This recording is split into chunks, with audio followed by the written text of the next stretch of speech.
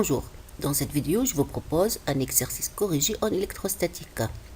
L'objectif pour cet exercice, c'est d'appliquer le théorème de Gauss sous sa forme intégrale afin de déterminer le champ créé par une sphère chargée en tout point M de l'espace. Je vous rappelle que le théorème de Gauss sous sa forme intégrale s'écrit le flux de ds à travers une surface fermée appelée surface de Gauss égale la somme de toutes les charges intérieures à cette surface fermée sur epsilon 0. Je commence par l'énoncé. Soit une boule sphérique S1 de centre haut de rayon R1 chargée en volume, avec une densité volumique de charge égale ρ pour tout R inférieur à grand R1, c'est-à-dire pour tout point M appartenant à la boule sphérique qui est de rayon R1, égale ρ0 fois petit r sur grand R1 avec R et la variable d'espace sphérique. Donc on a vecteur OM égale R fois UR avec UR et le vecteur unitaire de la base sphérique UR Uθ Φ. Et ρ0 est une constante positive. Première question. Par des considérations de symétrie, déterminer la direction du champ électrostatique E de M créé par cette boule sphérique et les variables d'espace dont dépend ce vecteur champ électrostatique. Deuxième question. En utilisant le théorème de Gauss sous sa forme intégrale, déterminer le champ en tout point M de l'espace. En fait, c'est le même exercice qu'on a déjà traité dans une précédente vidéo, mais dans la précédente vidéo, j'ai déterminé le vecteur champ électrostatique en appliquant le théorème de Gauss sous sa forme locale et non intégrale. Alors, l'objectif de reprendre cette même application, bien ce même exercice, c'est de vous montrer que quelle que soit la méthode, le résultat est toujours le même. Pour cette raison, je ne vais pas reprendre cette première question, je vais juste citer les résultats qu'on a déjà trouvés lorsqu'on a fait notre étude de symétrie, puis passer directement à l'application du théorème de Gauss sous sa forme intégrale pour déterminer le champ électrostatique. Bien. Alors, je vous rappelle que la distribution de charge s'écrit pour tout R inférieur ou égal à R1, ρ0 fois petit r sur grand R1. Comme on a fait dans la vidéo précédente, on l'a représenté par des sphères qui ont le même centre, avec des couleurs dégradées du plus clair vers le plus foncé pour vous montrer que la distribution ou bien la densité volumique de charge est en train d'augmenter lorsque R augmente. Donc R étant la distance qui sépare tout point M à l'origine du repère. Cette boule sphérique elle est de rayon R1. Dans la vidéo précédente et en utilisant le principe de Curie qui dit que lorsque certaines causes produisent certains effets, les éléments de symétrie des causes doivent se retrouver dans les effets produits. Et sachant que la cause ici, c'est la distribution de charge ayant une densité volumique de charge ρ qui ne dépend pas de θ et ne dépend pas de φ. Cette distribution de charge a pour effet créer un vecteur champ électrostatique, donc le vecteur champ électrostatique ou bien l'effet ne va pas dépendre de θ et de φ, va dépendre uniquement de la variable R. Puis, en cherchant les plans de symétrie pour cette distribution de charge, on a pu montrer que le vecteur champ électrostatique est porté par UR. Les composantes Eθ, Eφ sont nulles. Finalement, sachant ces deux résultats, on a pu déduire que le vecteur champ électrostatique ne dépend que de R et il est porté par I de R. Et pour plus de détails sur ces résultats, vous pouvez rejoindre la vidéo dont je vais préciser son lien dans la description ci-dessous. Maintenant, sachant ce résultat, on va pouvoir appliquer le théorème de Gauss, mais ici, il nous faut un choix adéquat pour la surface de Gauss. Ceci veut dire quoi? Choix adéquat pour la surface de Gauss. Donc, faire un choix judicieux de la surface de Gauss, choisir une surface de sorte qu'on puisse calculer cette intégrale. Et pour avoir un choix judicieux de sigma, il faut que E soit constant dans toute cette surface de Gauss, ou bien dans quelque partie de la surface fermée de Gauss, et donc orthogonale dans les parties restantes. Puisque E est porté par UR et il ne dépend que de R, la surface de Gauss adéquate dans ce cas, ce sera une sphère de rayon R et de centre O, comme montre cette sphère rose. Pourquoi sigma maintenant, ou bien cette surface de Gauss est qualifiée de choix adéquat? Parce qu'en fait, puisque E ne dépend que de R, donc sur toute la surface de Gauss, R ne varie pas, c'est uniquement θ et phi qui varient, et par conséquent, E est constante sur toute la surface de Gauss. Puisque E va être constante, vous allez voir comment on peut faire le calcul d'intégrale d'une façon très simple. Maintenant, passons à appliquer ce théorème et commençons par le premier membre pour cette équation, c'est-à-dire le flux de E ds. Alors, le flux de E ds sur la surface de Gauss qui est la sphère de rayon R, je remplace le E par son expression E. On a trouvé d'après l'étude de symétrie qu'il dépend uniquement de R qui est porté par U de R. ds, un vecteur surface élémentaire sur la surface de Gauss, c'est-à-dire sur cette surface. Le vecteur surface sur la surface de Gauss est perpendiculaire à la surface, c'est-à-dire porté par U de R. Donc, vecteur surface élémentaire peut s'écrire ds fois U de R. Maintenant, U de R scalaire, U de R, ça donne un 1. E ne dépend que de la valeur de R. Or, sur la surface de la sphère de rayon R, R ne varie pas. C'est θ et phi qui varient, donc E est toujours une constante. E donc peut quitter l'intégrale.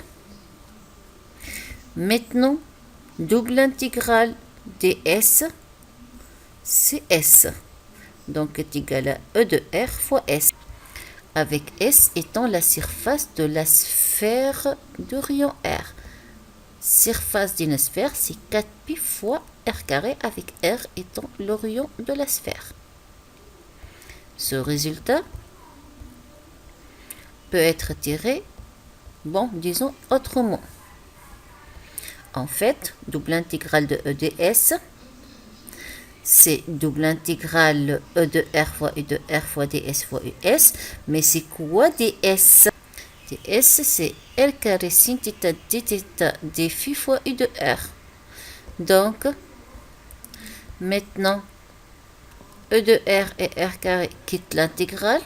Ce qui reste, c'est sin θ dθ d phi, avec θ pour tenir compte de toute la sphère, varie entre 0 et π, et phi de 0 à 2π.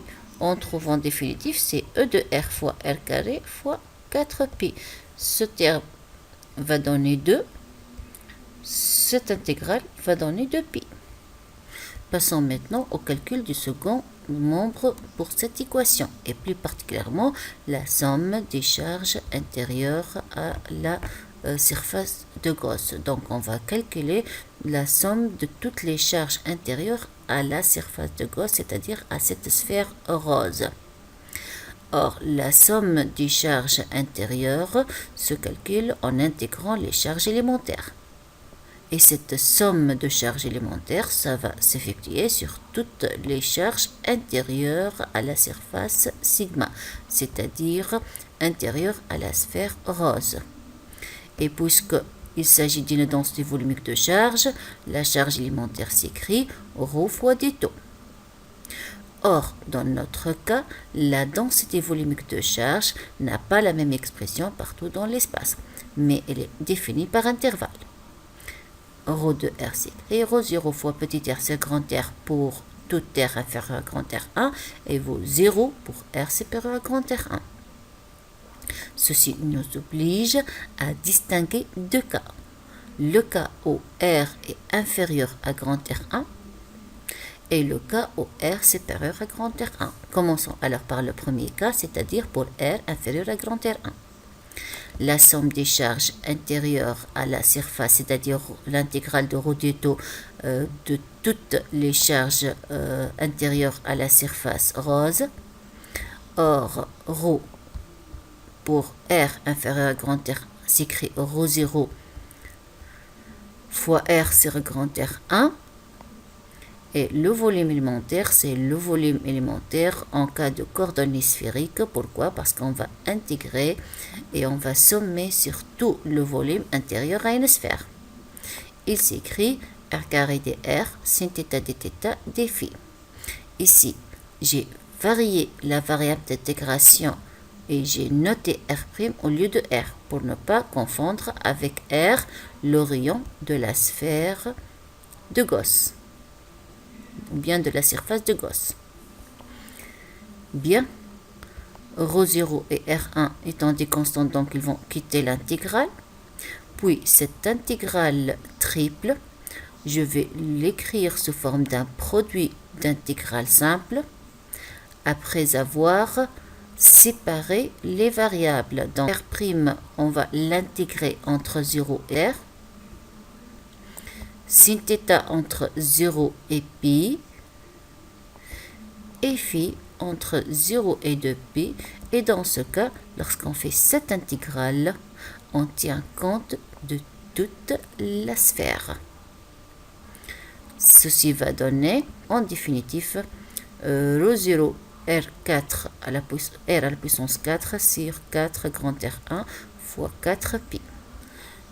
Ainsi, on a terminé le calcul de Q1 pour ce premier cas.